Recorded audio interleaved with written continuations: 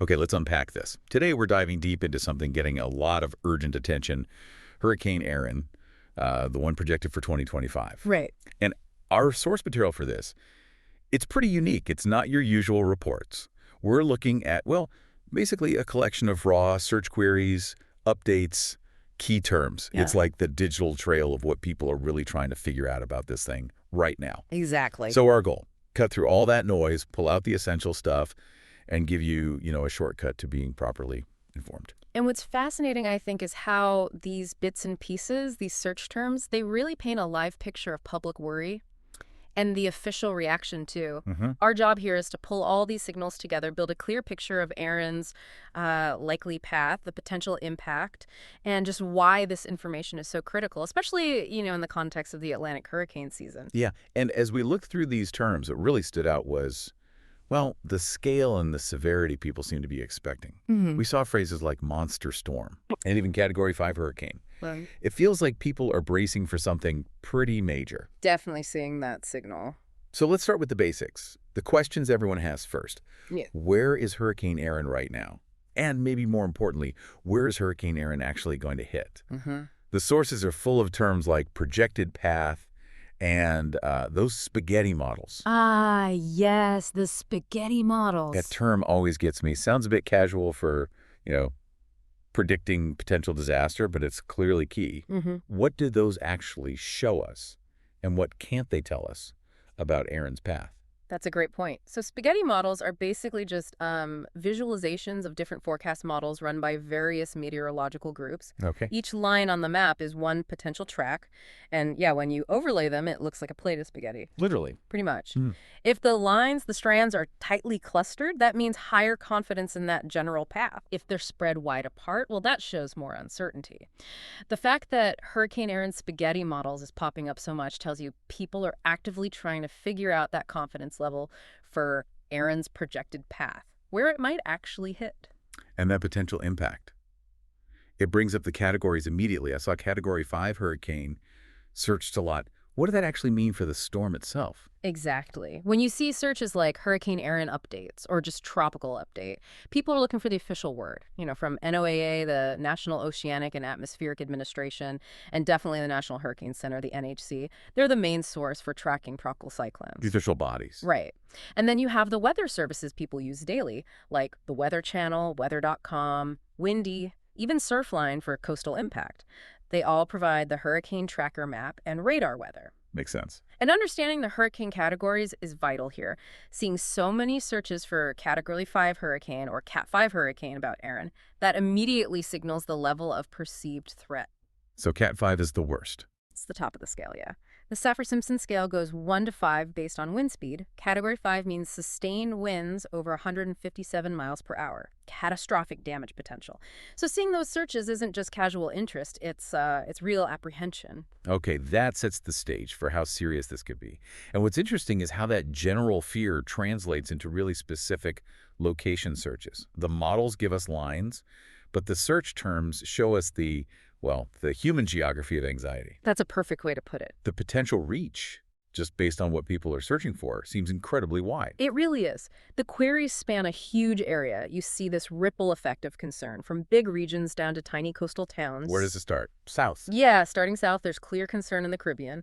Lots of searches for Hurricane Erin Puerto Rico, just general Puerto Rico hurricane, Puerto Rico weather. Also the Bahamas, Bermuda showing up too. Hey. Then moving into the U.S., Florida is a big focus, obviously. People asking directly, is Hurricane Erin hitting Florida?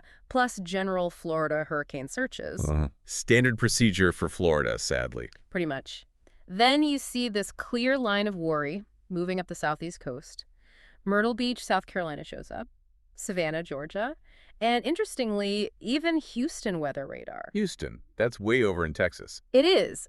But it suggests people are aware that these huge storms have far-reaching effects, atmospherically, maybe travel, logistics, even if it's not a direct hit there. Yeah. But the place where the concern seems really concentrated, just based on how often specific terms appear, that's North Carolina's Outer Banks. The Outer Banks. Always vulnerable. Extremely. We're seeing Outer Banks, Hurricane Erin, Outer Banks, North Carolina, general Outer Banks weather. Then it gets even more specific. Dare County, NC, Wow. And specific islands and towns. Hatteras Island is huge, with terms like Hatteras Island, mandatory evacuation, Hatteras mandatory evacuation, Cape Hatteras too. Mandatory evacuation? That's serious. Very. And it extends to nearby places too, Ocracoke Island, Buxton, Rodanthe. This level of detailed searching, town by town almost, really highlights the intense local anxiety there. It's quite something to see it spread digitally like this up the coast. Thousands of miles, potentially. Yeah. And it doesn't stop there. Further north, the digital trail keeps going, Virginia Beach weather, Ocean City in Maryland, then up into the mid-Atlantic and Northeast. Still going. Oh, yeah. New Jersey pops up with NJ state of emergency and even Hurricane Aaron Wildwood, Philadelphia weather, Philadelphia, D.C. weather, New York City shows up a lot, weather New York weather, even Hurricane Aaron Rockaway. Rockaway Beach, okay. Exposed. Right, then Boston weather, and out to the islands seeing searches for the Block Island Ferry, Hurricane Aaron Nantucket, and the Steamship Authority, which serves Martha's Vineyard and Nantucket. So a massive swath of the East Coast is watching this. Absolutely. And terms like coastal flood warning and coastal flood advisory, they tie right back into those broader concerns, especially for places like the Outer Banks. Also seeing tropical storm warning and tropical storm watch. What's the difference between a warning and an advisory again? For flooding. Good question. Basically, an advisory means minor flooding, like nuisance flooding, is expected. A warning means significant, potentially life-threatening flooding is happening or about to happen. That often means take action immediately. Got it. So given this huge area of concern, what does it all mean for someone actually in one of these places, or even for us trying to understand the human side? What are people doing? What are they looking for beyond the pass?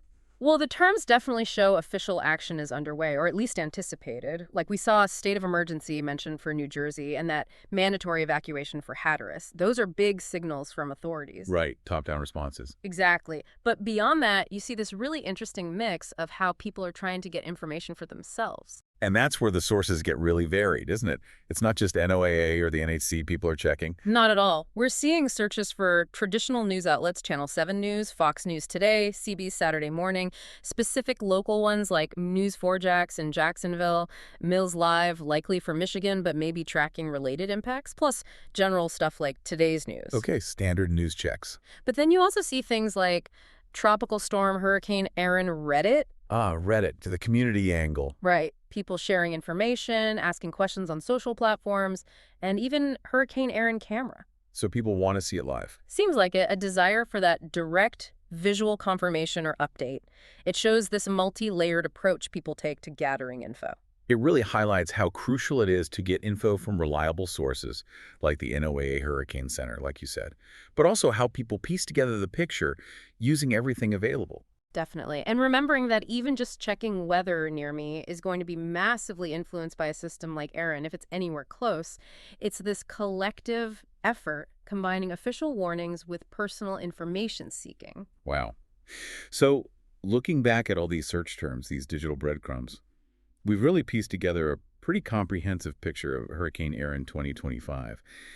It feels like this deep dive gives a clear view of a situation unfolding directly from, well, the public's own questions and concerns. Absolutely. If you connect the dots, this data doesn't just tell us about the storm itself, its path, its power, where it might go. Yeah. It also shows how interconnected all these coastal communities are. Yeah. And it reveals the immediate questions, the anxieties that bubble up instantly when an event like this looms, like a real-time snapshot of worry and preparedness.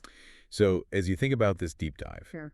what does the sheer number and the real specificity of these searches tell you about, I guess, the power of information today? And maybe also about the shared vulnerabilities communities face when something described as a monster like Hurricane Aaron is out there?